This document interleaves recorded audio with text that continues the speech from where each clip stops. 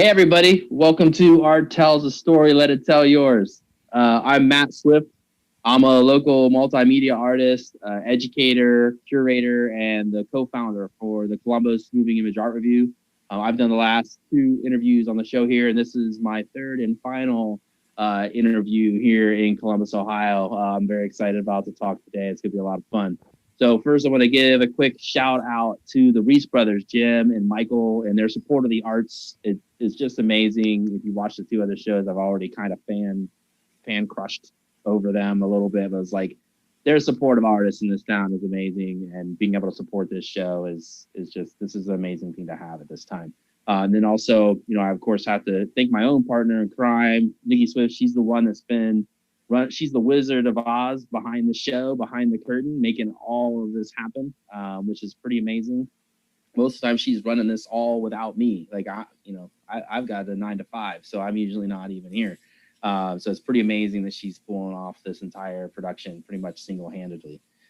So today, I'm very excited. I'm going to be speaking to like one of my favorite younger creatives, which I've had the luxury of see, kind of grow into their own right through their undergraduate career at Columbus College Art and Design, and also the Ohio State University, working on a series of productions, photo series, all kinds of very interesting stuff, even writing. And so, one thing is we were supposed to have two guests today that, they had worked together and shared some stuff. And unfortunately, Janelle Moorman is the one guest that won't be on today. She had a last minute emergency. And of course, it's live TV. You got to be there, be square, right? So she won't be with us today, but I'm very excited. Hesitation, ... to introduce Jay Garnes. So welcome. Hey, how you doing? Good. How are you? I'm doing good. Good. So, I want to start out with something very simple. So this is the Columbus Moving Image Art Review that we're here talking about today. We have some other stuff we'll get into because of our background and the way that I've worked with you in the past. And, a first little question I want to put out there is, do you remember which CMAR or like the year that you had first participated or attended?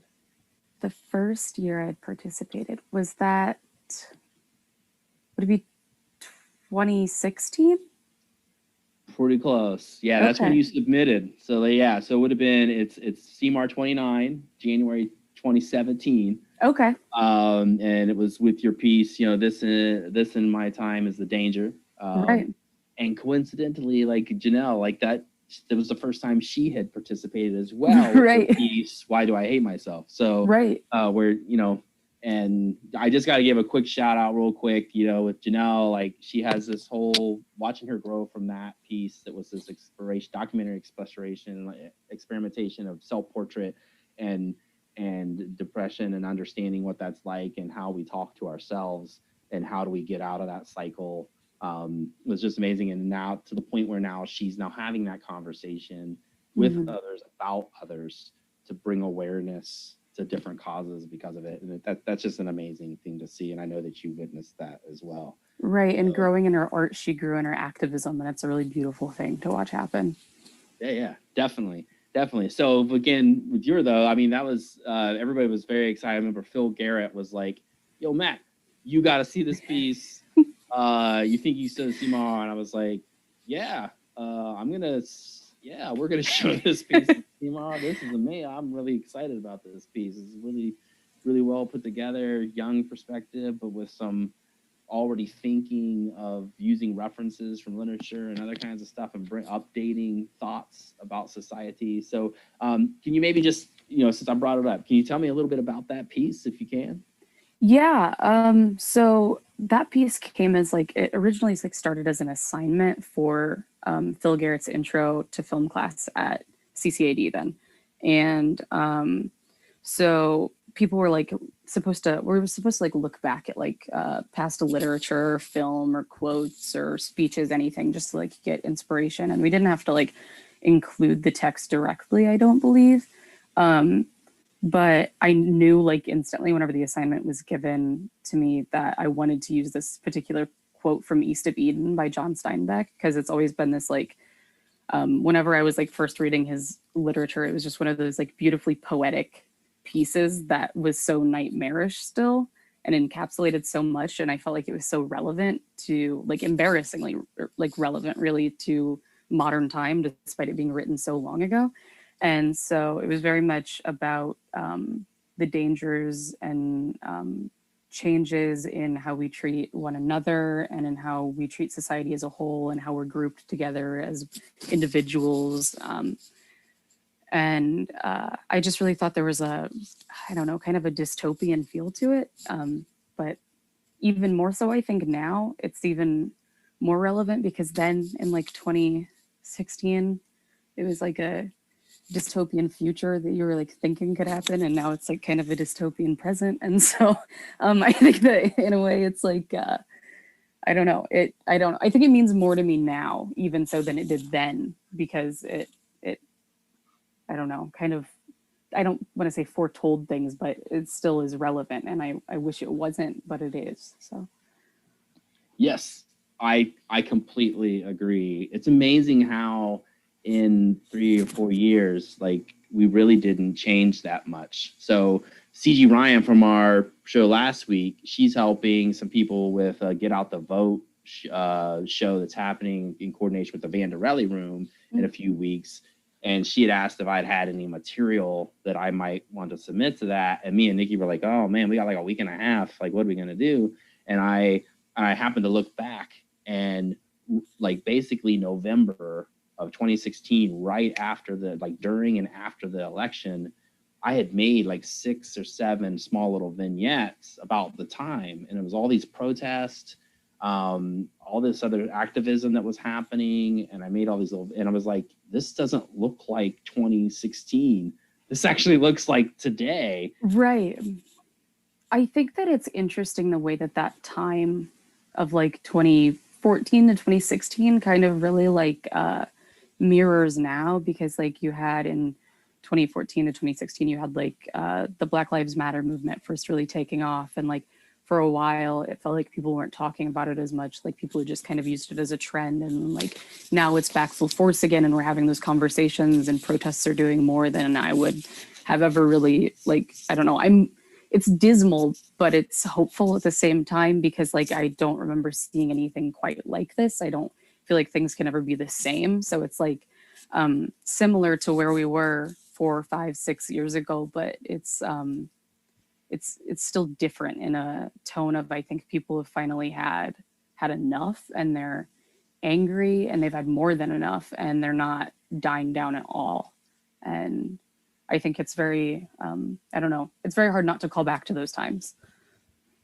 I agree. Stu. It's basically louder and necessarily so. Right. For me, I try to be an optimist when I look out to society, and it's actually the reason I make the kind of work that you see behind me. This kind of stuff. I make other stuff, but this is my like go-to. This is my therapy work.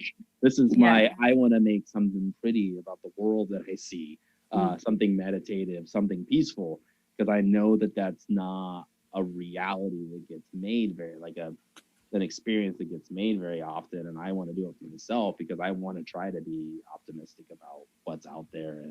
And so it's hard to look back at that and go, man, like I really had hoped. Like there was like a year, I think, where things had kind of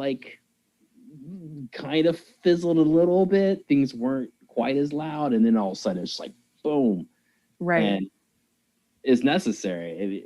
It is. I feel like I had been predicted, like we were all predicting it. We were like, man, something's gonna shake, something's gonna break. Right. Yeah. It's just like, I feel like for some people, like the 2016 like election, for people very much on the opposite side of the spectrum as myself, I feel like it was very much a culminating point, of like a boiling point, where they had seen too much diversity and too much change. And so they definitely tried to attempt regression. And now I feel like that's kind of the opposite side of us right now, is we just have reached that boiling point of too much institutionalized decade after decade of fighting the same fight. And I don't think people are going to come in from the streets until people are treated better.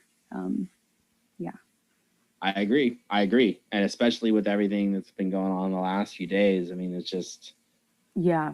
I mean, when is it going to be time that we don't have to worry about this stuff anymore? When we can get past it, when we can actually just say, look, humans are humans. Like, right. And we don't have to worry about how we walk around, how we see the world, how we project ourselves, how we have to worry about our own confidence within a space, right, or not. Like, come on, right. It is time. It was time a long time ago. Why are so? I wish I could be out there. With COVID. It's tough. Like if it weren't for COVID and I have some respiratory issues and stuff, like right. I would be out there with cameras documenting, posting like I was in 2016. But but it's hard now. I mean, that takes me to a question. I mean, we talked about a little bit of the piece that you had submitted back then. What kind of stuff are you doing now, like with COVID? And I know that you're still completing your final bit of school now at OSU. Right. So right now I'm working on that final bit of what I need to graduate, and then working on thesis work, my research thesis, and then I've been working on, I've been doing a lot more like just kind of random surrealist little doodles that I've been making just to try to like little comic strips to try to cope with my thoughts and the times. And then, because I find if you put anything in a speech bubble, then you can say that you didn't say it, the person you drew did. So it makes it a little bit easier to manage sometimes. And then I've been working a lot more in trying to work with like found footage type things. So looking at like archival stuff and making pieces that I feel like kind of can help me in a therapeutic way that is maybe, I don't know, counterproductive, because it's looking at a lot of, I've been talking to a lot of people my age dealing with like coronavirus right now. And we've been talking about how a lot of us, like being Zillennials, our first memory is like Columbine or 9/11. And like all of our memories are of like living a lifetime of war and dealing with being a part of a perpetration of imperialism and police violence and videos of people being murdered and like just having those memories. So right now I've been working on a piece of looking up found footage that chronicalizes those first memories that I have through like news pieces, like newsreels of my first kind of memories in my formative years. So I'm working on that right now. And then I've also been working a lot with the first thing that I ever really loved about film and filmmaking was practical effects and special effects. I came from a line of like my grandma used to do theater makeup, and then my dad did theater makeup, and they taught me. So that's been a thing I've always loved. And like not being able to like really go out and see people, I can always use myself as a model for those types of things. So I've been doing lots of like different makeup design and stuff like that. So yeah. That's cool. Like if people haven't, like, hopefully we get a link in to see her Instagram, her and Janelle Instagram, where they take some photos and post some stuff. I love seeing the different like crazy surrealist landscapes with you in the middle of them that you come up with. Lights and things hanging places and shooting through mirrors and like all this different stuff, crazy stuff. Right. I love seeing that stuff. Yeah. I'm so glad. Janelle and I, we used to do this thing where we would just be like bored on a Sunday, and we would like get out all of the string lights that we had, or like all of the mirrors that we had, and we'd just like shoot random things on like our phones. We went to Walmart one time and bought a bunch of disposable film cameras, and like we would just make a day out of like, we're bored, let's just do photo shoots. And a lot of times we got like duds out of it, but a lot of times we got really fun stuff. Like the other day, her and I were talking about last year at this time, we had gone to Mark's and we were looking through their Halloween stuff, and they had this DVD that was like supposed to be like special effects for Trick or Treat and like Halloween, and it was just these people that were floating heads, and they were like making really bad puns about Trick or Treat. But there was a special feature on the DVD that taught you how to shoot floating heads. So we painted our faces like skeletons, and we were just like floating heads for that day. And we like took all of these photos and videos with it. And we were talking about how we need to do something like that again. So yeah, we would come up with weird prompts for ourselves. That's for sure. That's always a lot of fun. I mean, you learn a lot of stuff when you just want to play, when you just have fun and play. I remember our very first green screen that we had done. I had done. We bought some fabric at Joann Fabrics, and we had this background thing we bought for backgrounds just recently. And it was going to be, most people don't know, me and Nikki have been married for like 20, almost 21 years now. But the first 9 years, we didn't spend hardly any time apart. No overnighters, no nothing. And then I graduated from my master's, and I had to go do an interview elsewhere. It was right around the time of our anniversary. And so I was like, when she was out of the house one day doing something, I set up this green screen in the front room all by myself, and then stood in front of it and did different like waving and like heart pounding and like blowing kisses, like really goofy stuff. And then I went in and I made like a little message in the video software that's like, hello, hey, happy anniversary, I love you, all this stuff. And I had our song playing, and the message is there. But then a few seconds in, suddenly, like, I come out the side of the screen sideways, kind of like, hello. And then I slide back, and then I come from the top, and I'm like, heart. It's really cheesy. But I learned that, though. Like, it was a great way to just play and have fun and make something, and then you got to learn. Right. And then when I would do intro teaching for some intro production for some of the classes that I would do, I would always end with a little bit of like, you could, do some crazy stuff if you want. I'll just show you how to do it. And that's the thing I would do, is I would show people, it's like, so if you just take some little thing and clip it out, you can like make it come from the top or the bottom. Like, no one would ever do this, but you can have fun with it and just play around and make all kinds of weird stuff happen. And I had even done it we did a welcome video for the previous director of the film studies program, Ryan Friedman, and we put him on a white background. But before the white background, we shared in the office him of like in a volcano and then underwater and like all this other images. I love that. I think that a lot of people get hung up on like, they feel like if they're making something, it has to be a good piece. Like it has to be like an amazing piece for like a portfolio. But I feel like I've learned the best things from like making memes with my friends, and like that's how I learned how to use Photoshop. And it's like, I feel like you need to have a lot of fun and just like joke around and play with it and make the most ridiculous or ugly things, but that's how you learn to make the beautiful ones. So I feel that. Yeah. So I think one question I really wanted to ask is, you're doing this other stuff, and I know you've switched a little bit about what you're thinking. Is there anybody that you're watching, like some artists, some filmmakers, anything specific you're getting into right now that's really jiving with you or inspiring you to do what you're doing?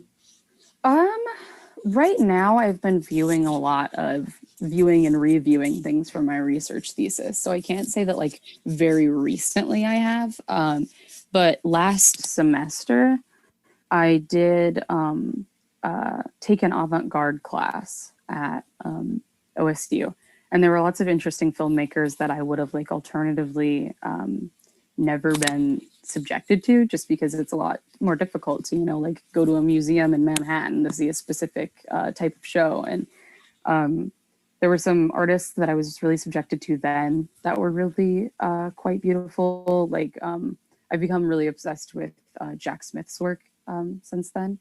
And then for like kind of inspiration and like what I've been working on with like found footage type stuff, I've been looking a lot at like rewatching different Michael Haneke films, because I'm very interested in how terrified he seems to be of the world being able to capture every moment digitally. And that's something I'm also very terrified of, as it, like I was saying before, shaped my entire existence.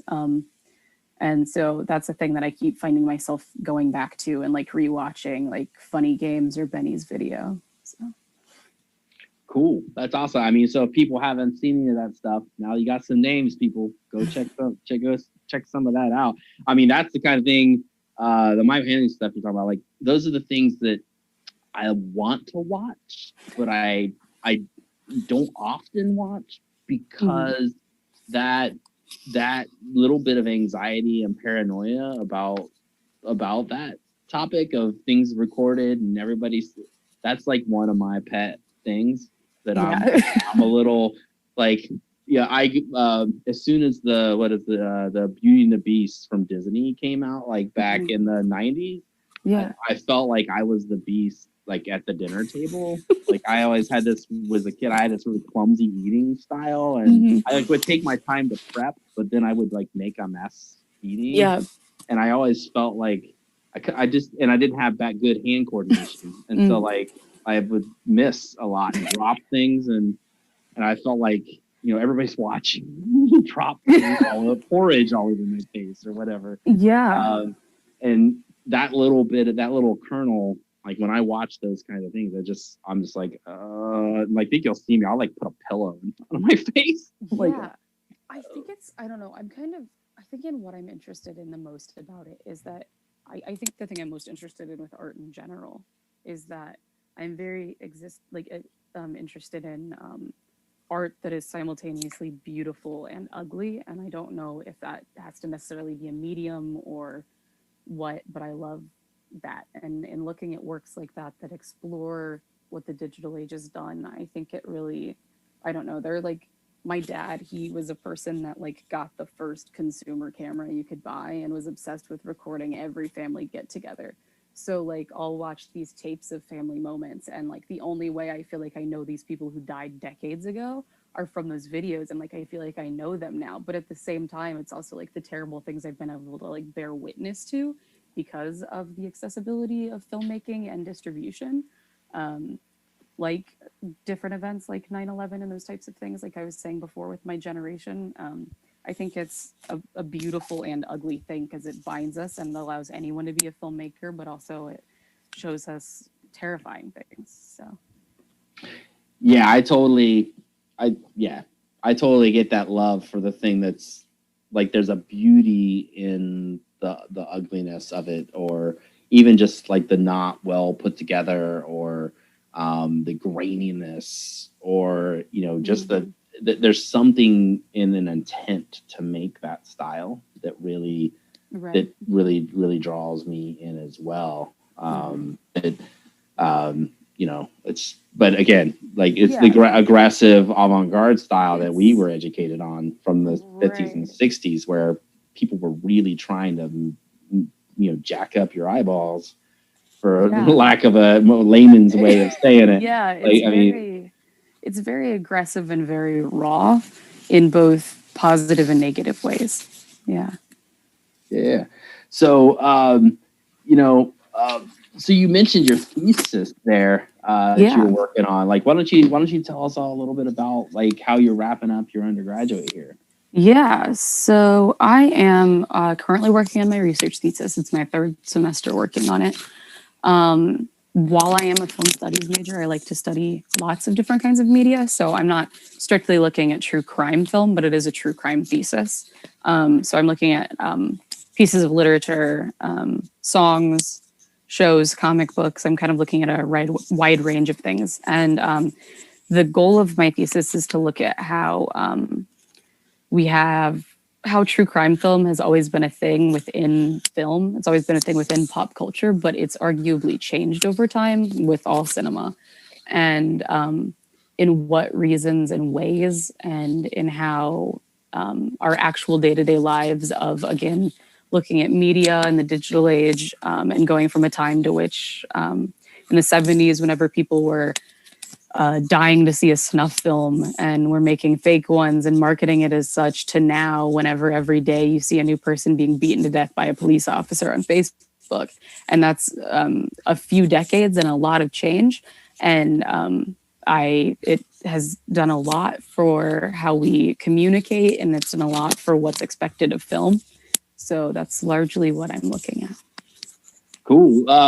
In that, have you've been looking at dramatizations of any of these things? Like you bring up the snuff film phenomenon thing. One of our first movies me and Nikki had actually seen together was 8mm, which is that the whole point of that film is like there's the snuff film. Is it real? Is it not? Right. And the drama that happens there. And then also I'm just curious about looking at, you keep saying the 70s, is like looking at how things like the police procedural started as almost a true life crime drama, that because it was easy TV writing, but now that has morphed to the point where like there are genre, like you don't even know the thing you're watching is actually a police procedural, because it's the formulaic strategy of telling that story has become so prevalent in all of our film and television that you're watching some sci-fi show or some horror show and you're like,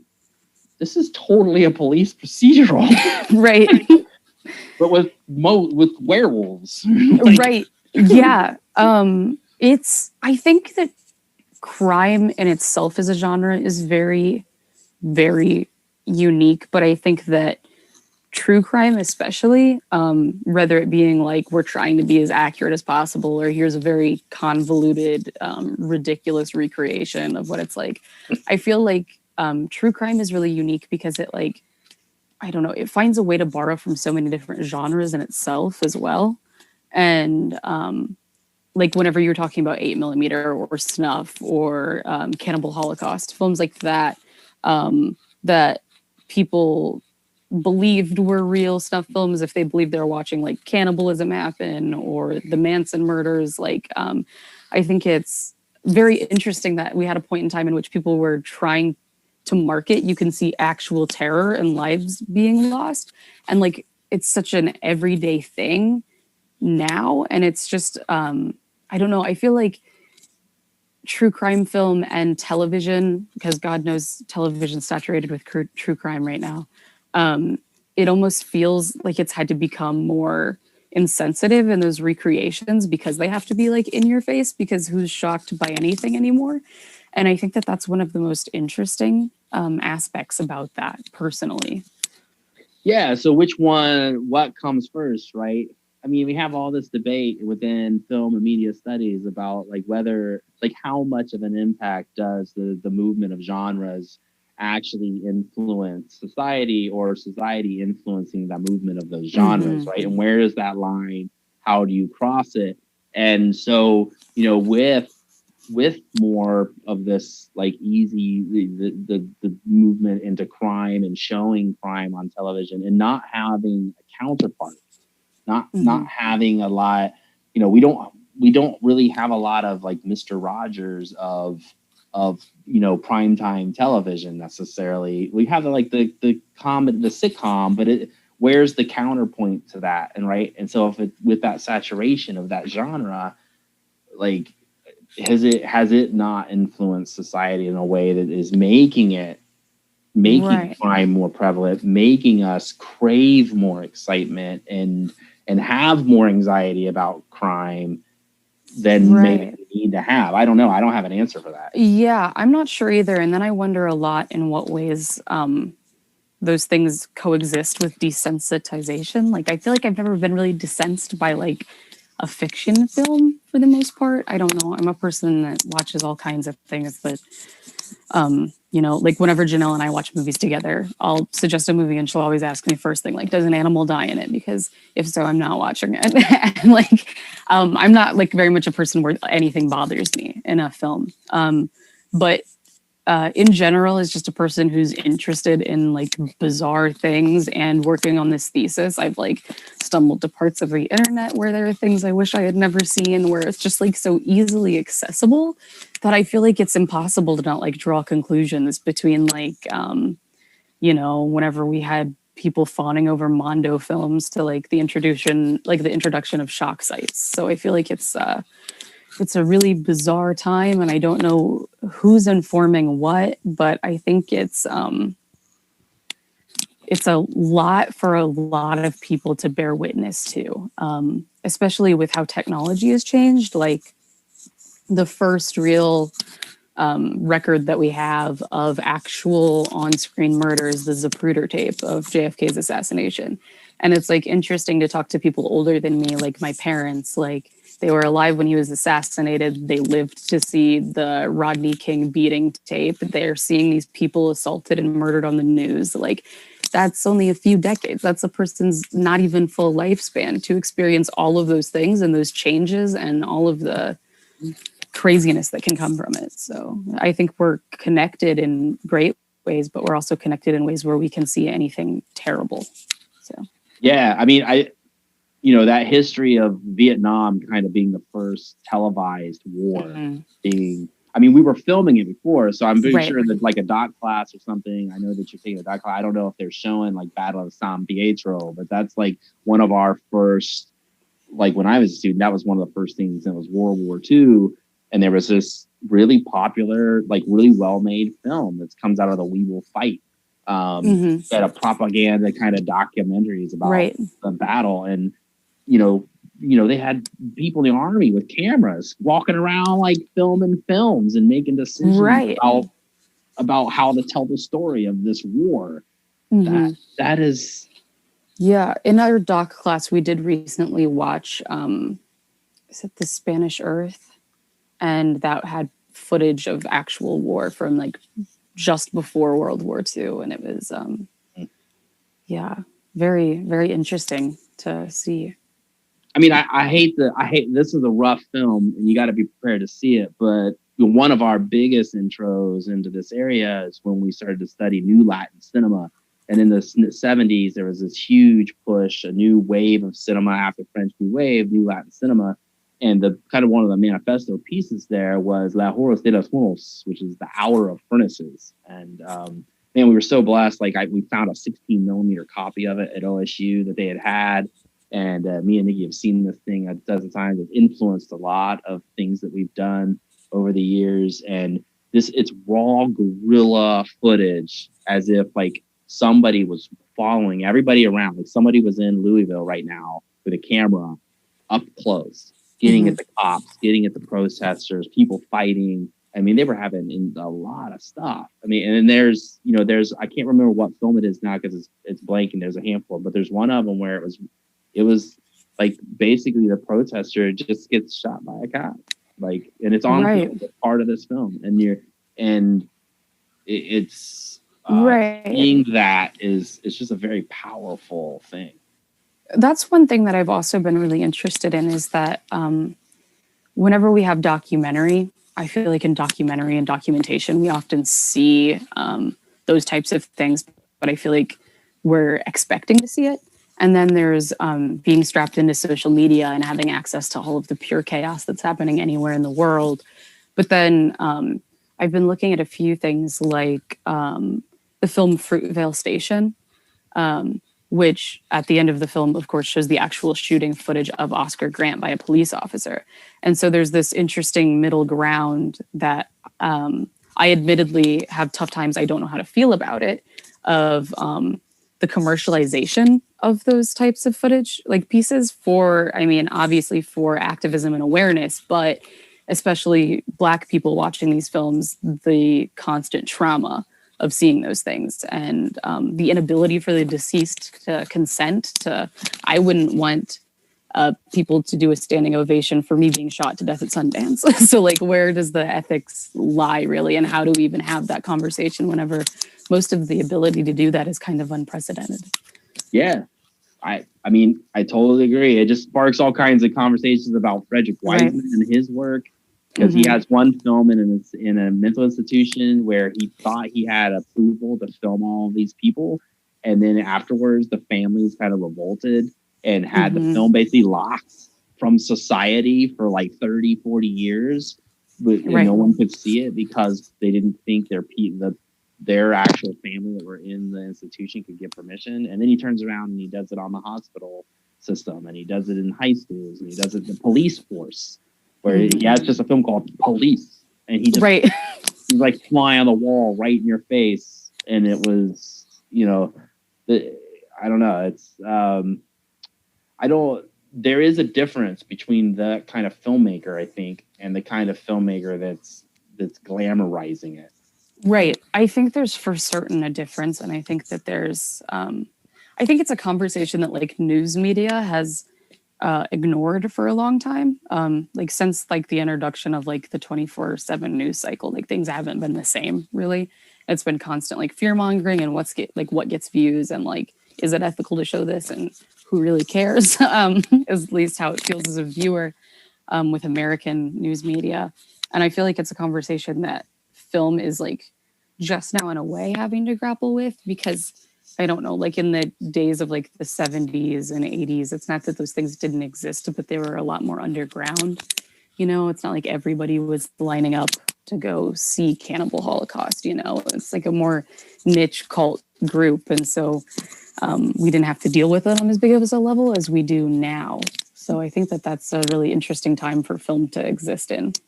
Yeah. I mean, I want to pivot point with like one quick thing is I don't know if you remember it. So you wouldn't know this, but film studies at OSU, they used to do this thing where a student would select a film and write an essay, and then we would do a whole screening with the Wexner Center or someplace else. That's and cool. we had to then take a little bit more control over it, because one year the best essay was for Cannibal Holocaust. It's so cool. And we were like, that's a film to just like, hey, everybody, come and celebrate the student that wrote this essay. Like not every.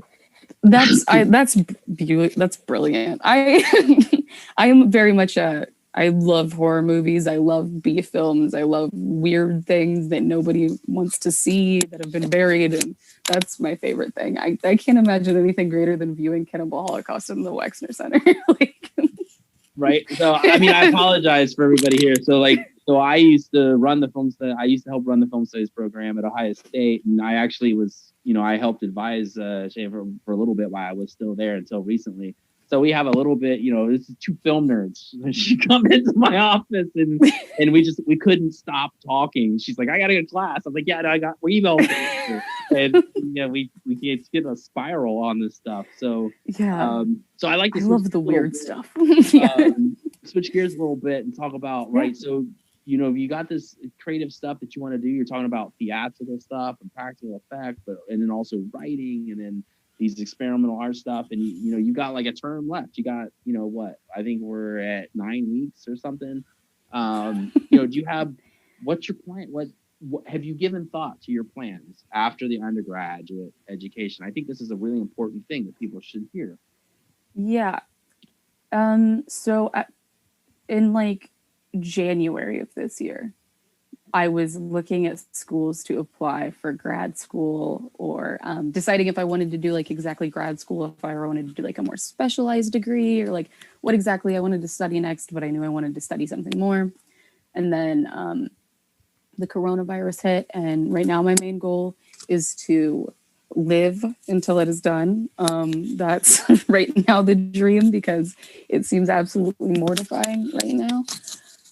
It's a weird time to try to plan really anything, because like you're looking at like, say, grad school applications or something like that. And it's like, applying for school to go in like spring or like even fall semester. And it's hard to imagine like a week from now how things will be, let alone a year from now.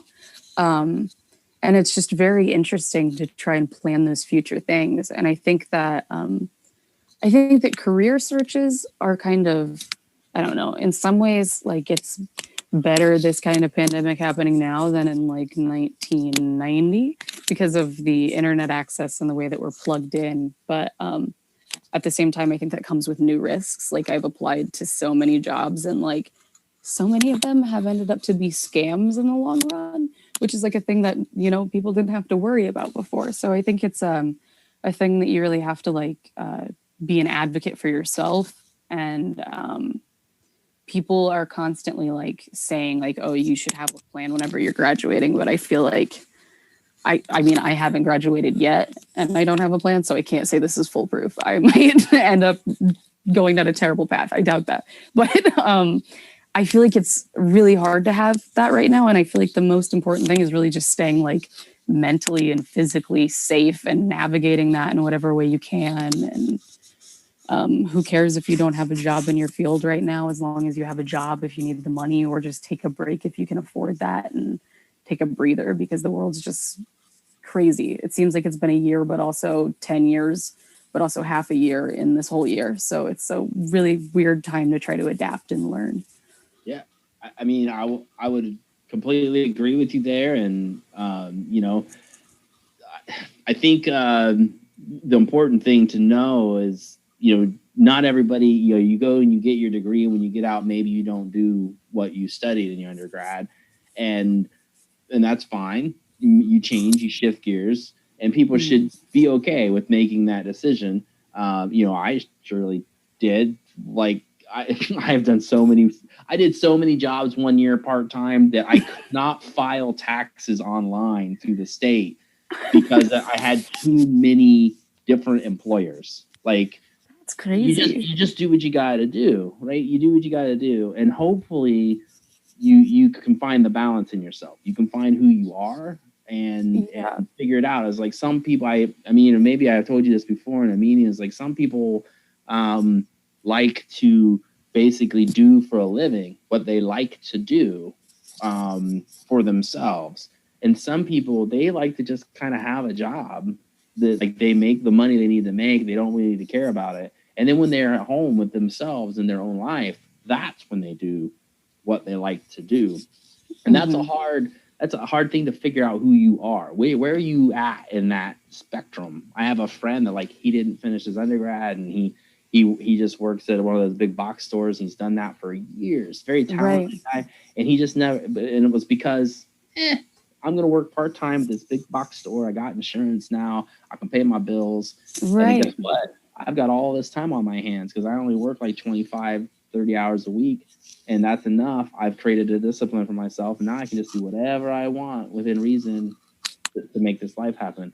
And, you know, I think that's where a lot of us are at right now, is trying to figure out where are we at on that spectrum. How do we adjust to make that happen and stay happy and well and safe with ourselves? Right. I for sure agree with that. I feel like we kind of are, especially in American culture, we're constantly told that our worth has to do with our productivity. And call me a socialist, but I don't really quite agree. You know, I think that people often chalk up their worth to having a dream job, and not everybody dreams of labor. You can dream of a million other things, you know, the fact that we all just have to be little slaves to pieces of paper and coins to make it through our lifetime doesn't have to necessarily be what gives you worth and meaning. And I think that lots of people are being forced to consider that now, of like what they would be doing alternatively, or is there a job that they would maybe dreamt of going after? Because I think that also people are put in a point right now where there's been a lot of self consideration and introspection, even if people don't want to do that. And I don't think it's possible for us to exist in this time and for it to not change us from how we were prior to this time. And I think that it's never too late or early for people to decide to do things, be it career-wise or whatever. I don't think it can be, because as long as you're not dead, then you're not out of time yet, right? So might as well push for it. I'm totally quoting you on that. That's like the best quote I have heard. As long as you're not dead, you're not out of time. That's what my motto is. If when I'm dead, I'll stop. So until then, I think that's Mickey's motto, and I don't know. Have you seen the GIF where there's like a carousel spinning, and there's like a young girl in a tutu holding on, like being dragged in a circle? Yes. So we joke, Mickey's the carousel, and I'm the little girl in the tutu holding on for life. I love that, though. I love it, though. I mean, we get a lot of stuff done, but man, she's the driving force. I'm the head. Like, literally somebody said, so Matt, so you're the floating head that Dorothy sees, and Nikki's actually the one behind the curtain. I was like, she makes all the magic happen. That's why my head is so big. Like, it's getting bigger the older I get. So, I love it, though. Anyways, so I mean, I know you're working on the thesis and stuff. Is there any kind of other things coming up that you're excited about, or things that you're planning to do, or See, right now, in all honesty, I've been trying to avoid planning because I'm a very big planner. I'm a person that has to plan things. Like I feel like I have to do X, Y, and Z and have everything planned out so it can go perfectly and have my life envisioned on a little board in the next 5 years. But I'm trying to be more chaotic and less planning with those things because of the uncertainty of the world. And I've in the beginning of the pandemic, I had a lot of trouble with like, oh, this is crazy because everything just flips upside down so quick. And I remember reaching out to one of my professors about that. And I was like, do you have any like insights of like, how are you navigating this? Cause like you're running a class and have to look out for all of these other people. And she was saying that everything's always been this able to kind of crumble. And the fact that this is the first time I'm seeing it happen that's kind of a good thing because like it could happen a lot more frequently than it does whenever you consider that really we're only like one pandemic away from everything going crazy. We're only one attack away from one thing going crazy, and everything's always been this uncertain, and we just have one specific thing to focus the energy on right now. And so I've been trying to avoid planning because I don't want to. I'm a person who comes up with these grand images of things and then they don't turn out quite that way. I'm a bit of a perfectionist, so I'm trying to let this moment teach me that that's impossible. So I don't have a lot of things planned, but right now just trying to push through the rest of the semester and really focusing on my thesis because it's a topic that I've been very interested in for a long time. I wrote a paper my senior year of high school about something very similar. So it's been like a topic I've been really interested in for a long time. So I really want to do it justice and write a really good piece that I'm proud of. And then still just considering what those options are for like next step education stuff as I see how the climate seems to change and how things are handled. So yeah. Cool.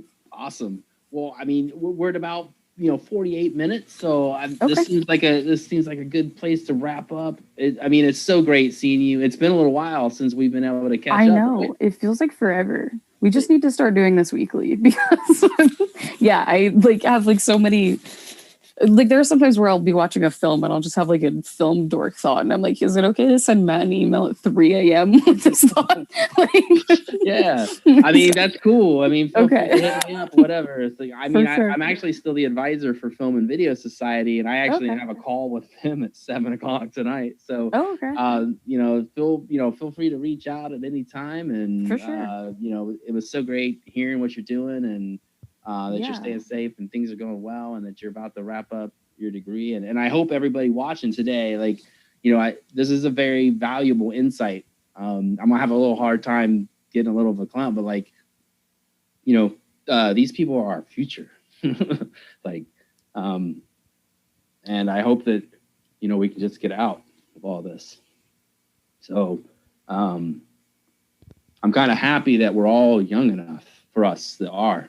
I still feel like I'm young enough. Like she said, I'm not done because I'm not dead. So we can all make some positive change in this world.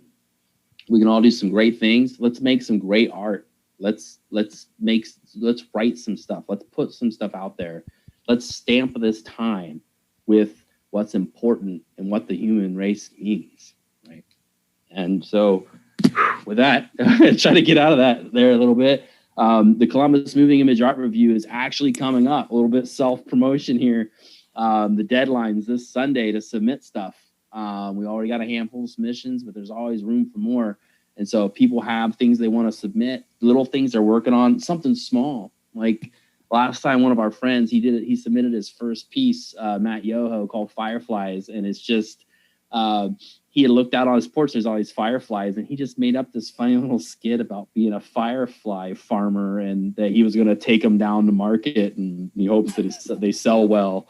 But he doesn't know right now with the current climate. And I was like, that is just, we need that right now. So we've all got cameras in our pockets. We've all got things we can do to create and express ourselves. Let's do that. Let's stamp this time with who we are, so that people can remember what we went through.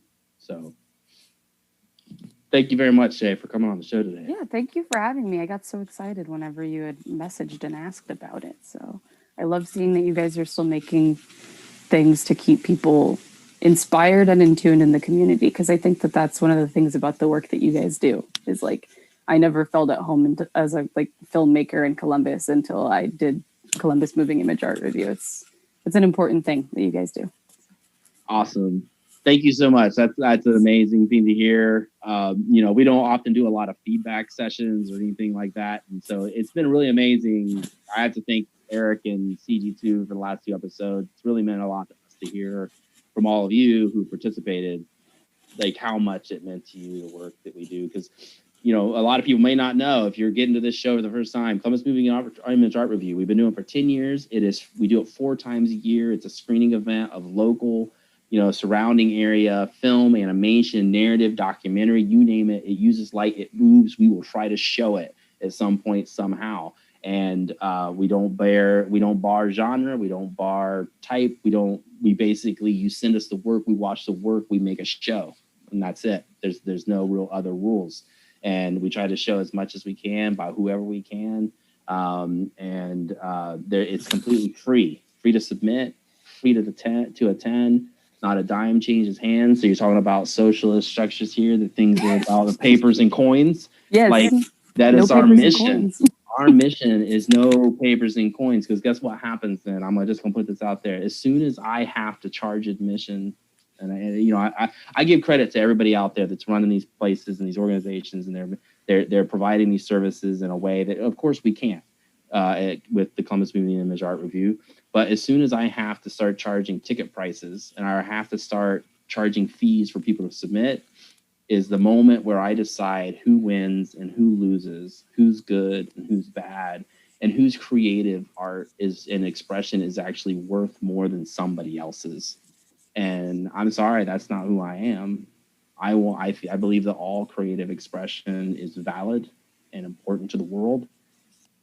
And, you know, I told a TA once when she told me I didn't write poetry, I said, I may not write good poetry, but I attempt to write poetry.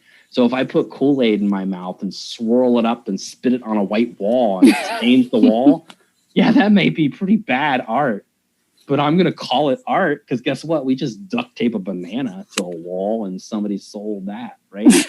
I mean, come on. So anyways, we'll wrap it up there. Thanks again, everybody. Thanks for tuning in. Thank you for the Reese brothers and Nikki for putting this show on. The next week is going to be the Ohio Art League is going to be coming in. And I believe right now we have Daniel Colvin, the current new program manager for the Ohio Art League, will be interviewing the prominently hilarious and talented Barb Vogel. I'm super excited to watch this show. If you don't know Barb Vogel, I'm so blessed to know her. So everybody, I hope you tune in next time. Thank you very much. Everybody be safe. See you later.